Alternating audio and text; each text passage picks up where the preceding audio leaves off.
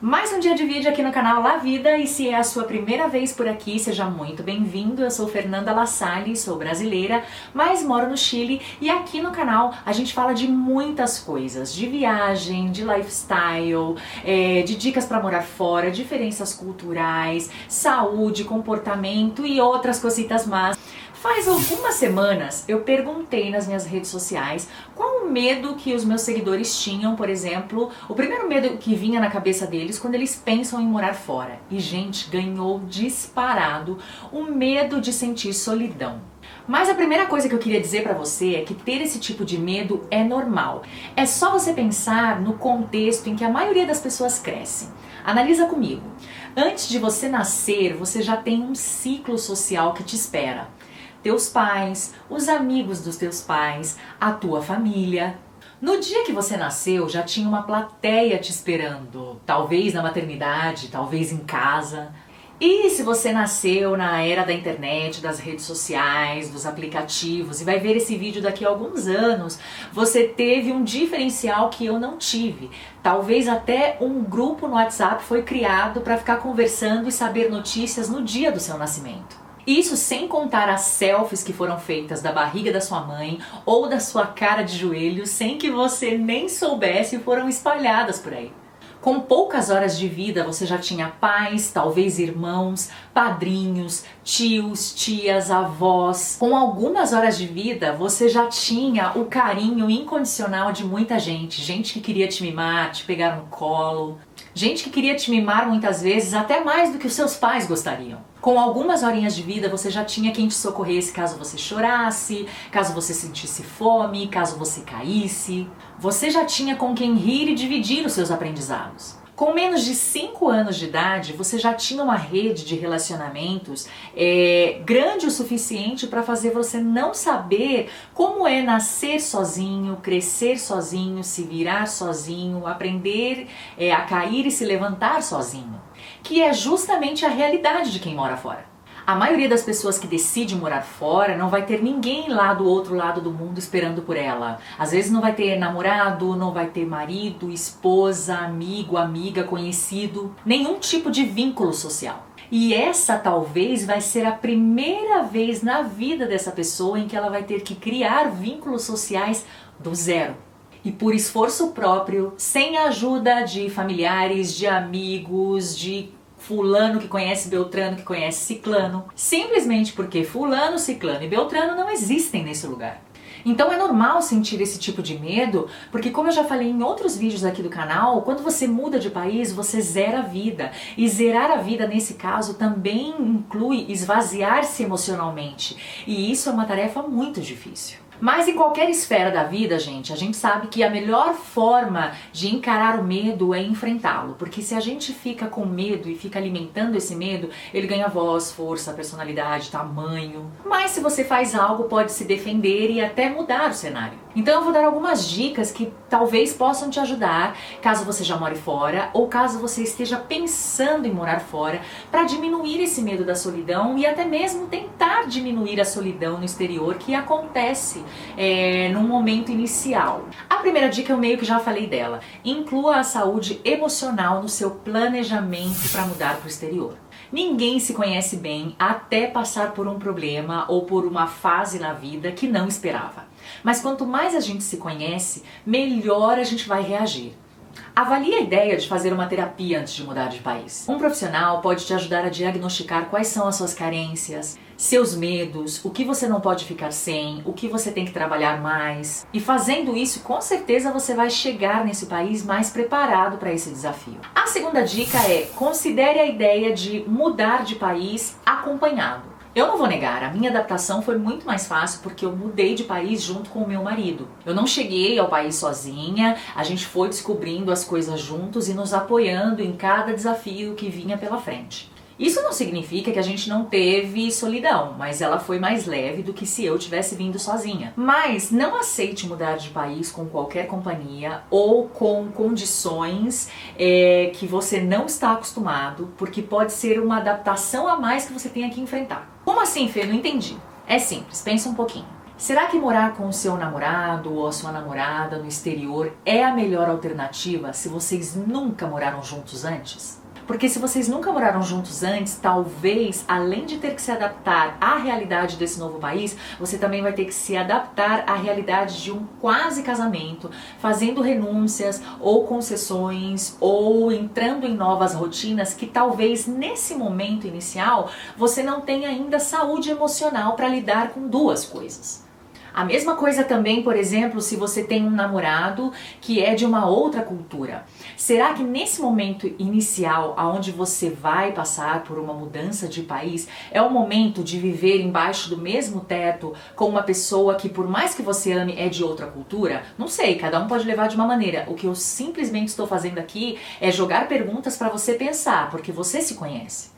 É possível morar fora sozinho e é possível morar fora acompanhado, desde que ambas decisões sejam feitas a partir do momento que você já se conhece bem.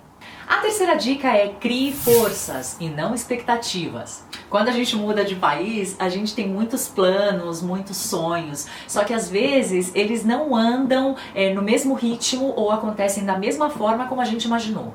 Talvez você não aprenda o idioma em 6 meses como você imaginava. Talvez você não encontre emprego tão rapidamente. Talvez você demore para encontrar amigos, não sei. E tudo isso, gente, vai fazendo com que a gente alimente mais esse monstrinho chamado solidão. Então o ideal é você questionar antes da mudança o que você quer nesse novo país, mas qual é a sua realidade atual. Por exemplo, mudar de país não vai mudar o seu status bancário da noite para o dia. E também não significa que sua vida emocional vai ser mais fácil. Seja otimista, faça as coisas acontecerem, mas também tenha os pés no chão. As expectativas muito altas é melhor ficar fora da mala. Quarta dica: tenha uma reserva financeira. Mas Fê, o que dinheiro tem a ver com solidão?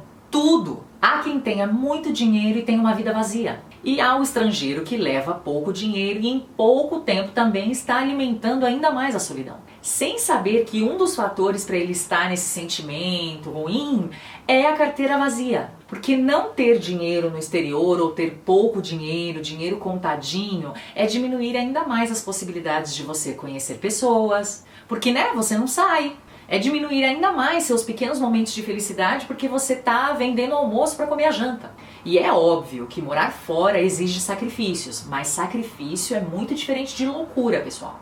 Uma coisa é viver com menos dinheiro no exterior, a outra é não saber como vai pagar o aluguel no final do mês, que infelizmente é a realidade de muitos estrangeiros em qualquer país, ou ficar com medo de ficar doente porque não sabe quanto vai gastar com saúde, e aí precisar de um empréstimo e não conseguir esse empréstimo porque você acabou de chegar nesse país, você zerou a sua vida, seu visto talvez ainda esteja em trâmite, e aí nenhum banco vai te dar um crédito porque você ainda não pode abrir uma conta, consequentemente você não pode pedir um empréstimo, enfim, é uma cadeia. Então não ter uma reserva financeira já é meio caminho andado para você estimular a solidão e a depressão. E quanto que eu tenho que levar? Nunca calcule menos do que você gastava no Brasil. Se você der a sorte de gastar menos, ótimo, mas sempre pense no padrão de vida que você tem agora para mais. Porque na realidade de quem mora fora, tudo inicialmente já vai ser menos do que ele tinha no Brasil. Então se preparar adequadamente, inclusive financeiramente, é fundamental. Quinta dica: não se culpe por sentir saudade. Como eu disse no começo do vídeo, somos seres humanos que já nascemos com uma rede de relacionamentos, então é normal que a gente sinta a falta das pessoas que deixou no Brasil e ninguém que a gente conheça no exterior vai suprir essa falta, porque como a gente já sabe, a famosa frase clichê e verdadeira é: ninguém substitui ninguém. Mas cuidado para você não transformar a sua saudade em uma lamentação. Continue alimentando os vínculos que você tinha no Brasil, mas não a ponto deles tomarem a sua mente e o seu dia completos, sabe? Porque senão você vai continuar muito preso à vida que você tinha no Brasil e não vai se adaptar a essa nova vida que você escolheu. Sexta dica, talvez a mais importante, é: não espere muito dos nativos desse país. Assim como você tinha um círculo social no Brasil que dificilmente se abria para novas possibilidades, a menos que acontecesse, sei lá, um evento especial, alguma coisa assim, com os nativos desse lugar é igual também. Os nativos desse país que você escolheu morar, eles já possuem um círculo social, já têm famílias, amigos, trabalho. e uma rotina igual a que você tinha no Brasil. E talvez só agora que você mora fora vai começar a pensar que talvez lá na sua cidade, onde você morava antes, também passavam muitos estrangeiros ou de repente gente que vinha de outros estados e que você nem se dava conta. E não era por maldade, era simplesmente porque você tinha sua rotina, seu tempo, sua agenda estabelecida, seu círculo social. Tente não rotular os nativos e tente também não associar qualquer falta de aproximação da parte deles como preconceito. Lembre-se que além da diferença cultural que faz com que a forma de se relacionar e se aproximar seja diferente, eles também possuem uma vida igualzinha à sua, com a mesma correria, com as mesmas coisas que você tinha antes de mudar do Brasil. Sétima dica, prepare a sua inserção cultural antes de se mudar. Chegar a um novo país com um mínimo de rotina ajuda muito a não sentir solidão. Eu aposto com você que quem chega a um outro país com um emprego sente bem menos solidão do que quem chega desempregado, porque essa pessoa que está trabalhando, ela tem que ocupar a mente dela o tempo inteiro, ela tem que pensar como se destacar nesse novo país, é um novo chefe, é uma nova equipe, é um novo idioma durante o trabalho, são outras palavras, outras terminações técnicas para o que ela estava acostumada a dizer, então ela não tem muito tempo para ficar focada na solidão. Se você não tem um emprego ainda, tenta já sair do Brasil matriculado em um curso. Se você, por exemplo, não tem condições de fazer um curso nesse momento, tenta buscar nesse novo país onde eles, por exemplo, necessitam de repente de voluntários para algum projeto social. Se você, por exemplo, tem alguma crença, pratica alguma religião, esse pode ser um ótimo momento de já começar a pesquisar aonde tem, sei lá, o templo, a igreja, enfim, qualquer lugar onde hoje você se reúne para que lá você também possa ter contatos com pessoas que acreditam na mesma coisa que você. Eu acho que esse tipo de vínculo é muito bom para quem está se sentindo sozinho no exterior. Outra coisa legal, se você pratica algum esporte, já começa a ver aonde você pode continuar a praticar esse esporte no outro país. É uma academia, não sei, é uma galera para jogar futebol, para jogar basquete, enfim, você faz crossfit. Nossa, crossfit eu não faço. Mas o que eu vejo das pessoas que fazem é que realmente vira uma rede de apoio, assim, sabe? Elas sempre estão saindo, sempre estão fazendo várias coisas. E é esse tipo de vínculo que você precisa criar logo que você chega a um país para você não se sentir tão sozinho. Então já vai preparando a sua inserção cultural antes de você mudar de país, porque isso vai te ajudar muito a se adaptar o mais rápido que você puder. Oitava dica, use a técnica da ancoragem. Sempre que a solidão bater, pare e pense os motivos que te fizeram tomar essa decisão. De repente, não sei, ia ser a melhor coisa para você, ia ser a melhor coisa para sua família, você tem algo a conquistar, você tem um curso para fazer que só tem nesse lugar, você vai passar uma temporada e essa temporada vai ser ótima para o seu currículo. Sempre volte a reforçar o motivo inicial que fez você realizar essa mudança. Acredite nesse motivo e pense, é uma fase difícil, mas é uma fase que lá no futuro eu vou agradecer muito ter passado. Lembre-se que talvez foi o sonho de toda uma vida e que agora você conseguiu realizar. Lembre-se também que tem muita gente torcendo por você. Então se apoie em tudo isso para que cada vez que você sentir vontade de chorar ou desistir, você possa se lembrar o porquê você tomou essa decisão. E isso vai te ajudar a seguir em frente.